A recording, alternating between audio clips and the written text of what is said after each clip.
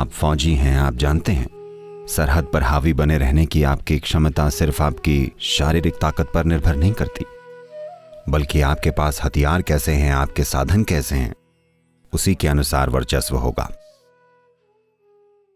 हमारे हाथों में सबसे पहला साधन है In our hands is our own body, our own mind, our own energy. हमारा अपना शरीर, हमारा अपना मन, हमारी अपनी ऊर्जा। अगर ये तीन चीजें सबसे ऊंचे स्तर पर काम करें तो जो भी छोटी मोटी चीजें हमारे हाथों में दी गई हैं उनका अचानक एक अलग ही महत्व हो जाता है।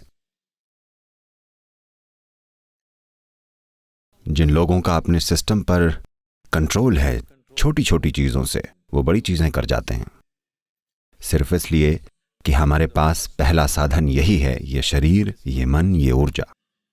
इसके ऊपर कुछ महारत हासिल करना बहुत बड़ा बदलाव लेके आएगा, खासतौर से एक फौजी के लिए, क्योंकि ये एक भारी मेहनत वाला काम है। ये एक अकेला जीवन है।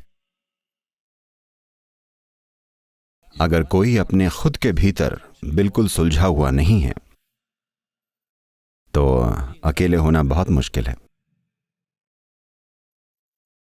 एक योगी हमेशा अपनी इच्छा से अकेला होता है, इसलिए नहीं कि वो लोगों से घुल मिल नहीं पाता, सिर्फ इसलिए कि वो इतना सही से सुलझा होता है। आमतौर पर उसे ऐसा साथ नहीं मिलता जो इतना ठीक से सुलझा हुआ हो। तो आप अकेले होना चुनते हैं क्योंकि पता है, जब गौतम बुद्ध के शिष्यों में से एक ने उनसे पूछा किसी के साथ चलना अच्छा है या अकेले चलना, गौतम ने कहा किसी मूर्ख के साथ चलने से अकेले चलना बेहतर है। एक सैनिक के लिए भी ऐसा ही है। आपके बगल में किसी बेवकूफ के होने के बजाय अकेले होना बेहतर है ना? अगर बेवकूफ बॉर्डर के उस पार हो तो ये अच्छी चीज है, अगर वो आपके बगल में है तो ये अच्छी बात नहीं है। इसलिए एक योगी की तरह एक सैनिक को भी सीखना होता है कि अपने शरीर, मन, ऊर्जा को इस तरह से सुलझा लें कि अकेले होना संघर्ष न रह जाए, क्योंकि इसमें बहुत बड़ी ताकत है, बहुत बड़ी।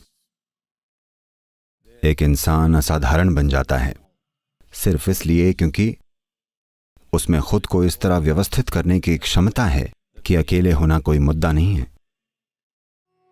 जो लोग हर समय मजबूरी में किसी का साथ चाहते हैं, लोगों से मुलाकात करने, घुलने मिलने और साथ रहने में कुछ गलत नहीं है, पर अगर ये एक मजबूरी भरी जरूरत है कि आपको किसी के साथ या चीज के साथ होना ही हो, उस हालत में One becomes unnecessarily vulnerable. इंसान बेवजह नाजुक बन जाता है। खास तौर से जिस काम में आप हैं वहां नाजुकता का मतलब जिंदगी या मौत हो सकता है।